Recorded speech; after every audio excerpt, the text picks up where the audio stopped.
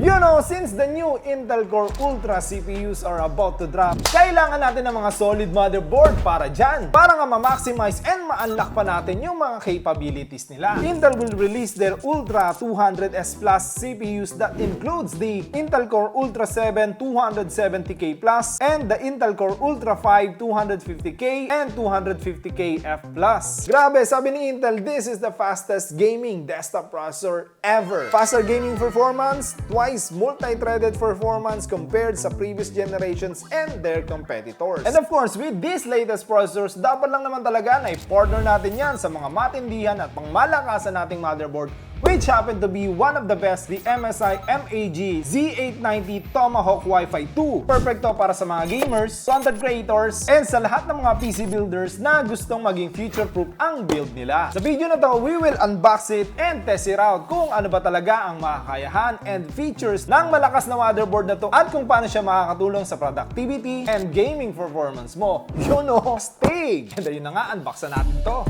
You know? Oh, bigat ah. Mga cheap na motherboards is magagaan lang. Pero ito, talagang premium feel. You know? So at first glance, kita na agad natin yung black and military green color accent niya. Kumbaga strong, powerful, yet stylish ang peg ng build nila dito. So kumbaga, yung accent niya is military and tough look talaga. Mabigat tapos solid talaga yung itsura niya. So I can say na premium, durable, and visually appealing. No? Kahit yung likod niya, ganda, oh. So yung socket niya is LGA 1851, fit for the latest Intel Core Ultra CPUs. MSI, gaganda ng mga yan. So punta na tayo sa mga features niya. So isa sa mga pinaka-favorite ko dito is yung 4 slots niya ng M.2. 1, 2, 3, and 4. So yung itong part niya, yung pinakamalapit sa motherboard, is PCIe Gen 5 na din. So yung other slots is Gen 4. Stig yan para sa mga tulad kong editor na nangangailangan ng madaming storage. So mas maganda kasi kung mas maraming slot ng M.2 NVMe kasi nga mahal yung mga yan, hindi ka na magpapalit ng storage, ang gagawin mo lang mag-a-add na lang. Nice thing din dito is they are cooled with M.2 Shield Processor. Ito yung tawag nila dito sa heatsink nila. So yung isang high-end ko na motherboard, meron din siyang ganito pero hindi ganito ka-solid. Parang mas manipis siya. Itong kapal, oh. Kaya pala talagang mabigat tong build na to. And ang dali lang din niya itanggal kabit. Yan, no? Hindi mo na rin kailangan ng screw para maikabit yung M.2 natin kasi toolless na rin siya.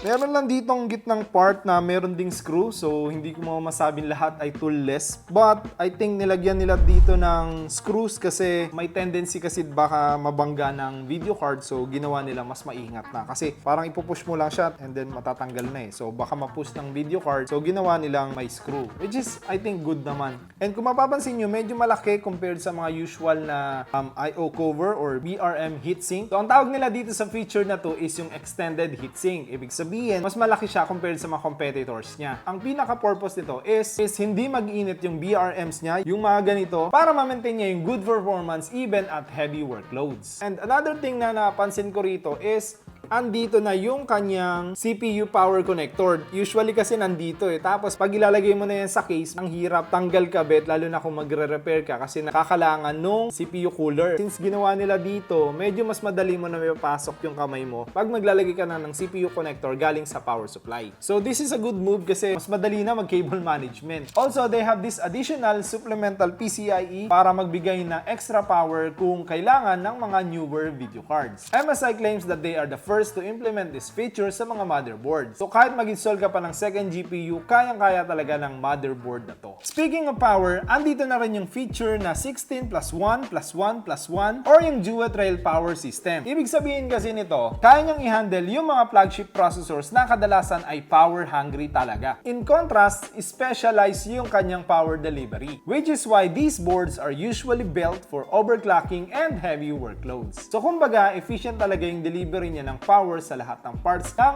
ating system. And of course, yung kanya namang GPU slot is Reinforced na din with metal bracket kaya kaya niyang isupport kahit mga mabibigat na mga GPUs. These are PCIe 5.1 ready and ATX 3.1 ready, meaning supported niya yung mga latest GPU and future-proof na din. The best din siya kung gagawin mong local AI generator yung machine mo dahil ready for AI PC na din siya. Bilis na din matanggal kabit yung kanyang GPU dahil nga sa kanyang easy PCIe release. Kumbaga madali mo na siya ma-lock and ma-unlock.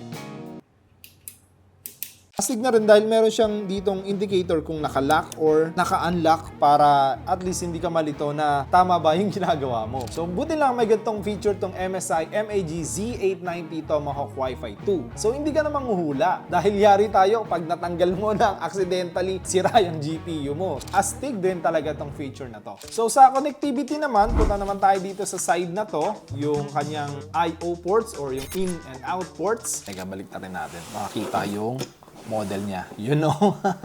So kung mapapansin nyo, unlike sa mga cheap motherboards, nandito na agad yung kanyang I/O shield. So itong motherboard na to, meron siyang tinatawag na feature na Ultra Connect, which refers to their next-gen high-speed data technologies. So meron tayo ditong Thunderbolt 4, to yung port na yan, offers up to 40 gigabits per second ng data transfer. So nandito naman yung kanyang LAN port, which is yung Intel Killer 5G LAN. So yung mga gamers magbe-benefit talaga dito dahil mas mabilis and high performance talaga yung connection. And of course, nandito naman yung antenna ng ating Wi-Fi 7 kung need mo naman is yung wireless connection. So basically, lahat ng to is latest sa category na yon. Astig, di ba? Kumbaga, ito na talaga yung pinaka-premium na you can get in the market. So kung may idea din guys sa Thunderbolt 4, hindi lang data transfer yung kaya niyan, kaya din niya mag-output ng display. So kung yung monitors nyo is compatible aside from HDMI, pwede natin i-input yun dito sa ating motherboard. Andito na rin yung clear CMOS tsaka yung flash BIOS button para sa mas madaling troubleshooting kung kinakailangan. Capable na din siya for Wi-Fi 7 support. Wi-Fi 7 brings faster speeds, lower latency, and mas stable na connection, mas mabilis na downloads, and smoother online gaming and streaming even in crowded networks. Madali lang din siya i-connect dahil sa kanyang Easy Connect feature. So, ang feature kasi nito is magnetic na siya at mas madaling ikabit. Yun no? Oo nga no. Kumbaga, satisfying yung tunog eh. Yung iba kasi deroscas pa and mga kung ano-ano pa, ito ay magnetic na. Dali kabit. Kumbaga na-train ko na yung iba eh. So akala ko okay na yun. Meron pa palang mas okay na feature tong MSI, no? So definitely, jump pack talaga to ng mga ultra features. So lahat na ng latest in the market na sabi ko na yata at nandito sa MSI Z890 TOMAHAWK WIFI 2. You know? And syempre pa, titest din natin to for benchmarks and games later dahil pinadalan din tayo ng MSI ng iba pang parts which will complement this motherboard para nga matest natin yung kanyang performance. So for the parts, umpisa na natin agad dyan sa ating CPU. Of course, yung latest na Intel Core Ultra 7 270K+. And para naman sa ating memory, of course, we have the Kingston Fury Beast 16x2 sticks, 32 gigs in total, DDR5 na rin yan, and 5,200 MHz. And of course, sa ating GPU naman, we will partner it with the MSI Gaming Trio RTX 5070 Ti.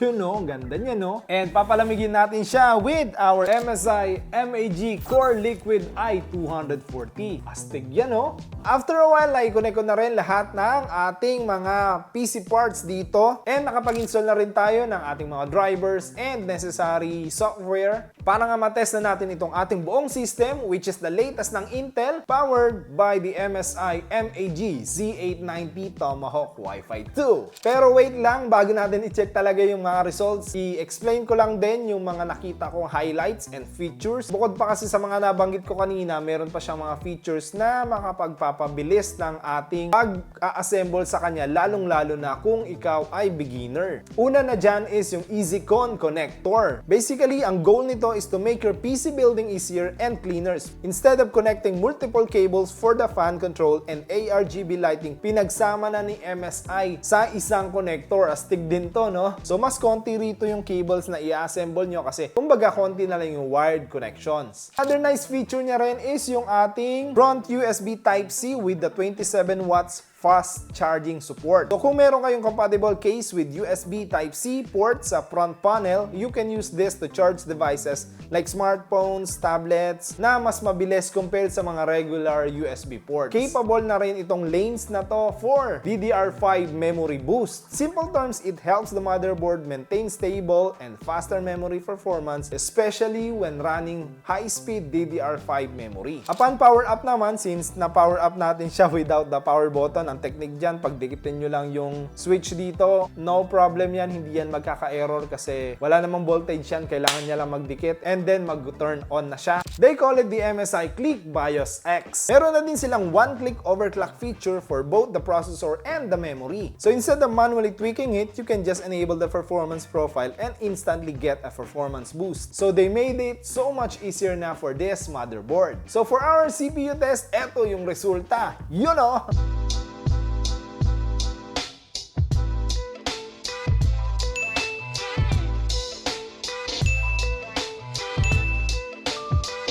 Gaming performance naman, tinawagan ko ulit yung ating tropa na si Kokoyashi para i-test ito and ito yung results ng aming game test dito.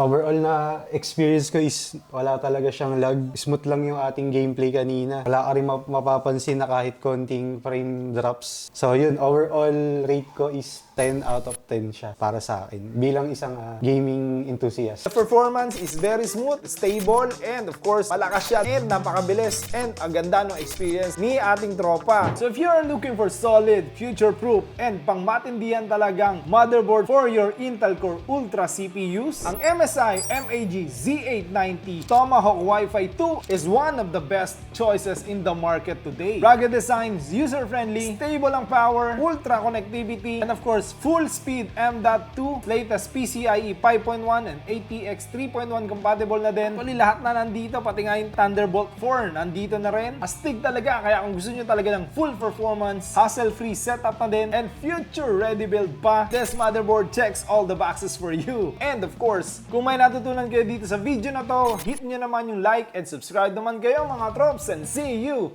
on the next video. You know,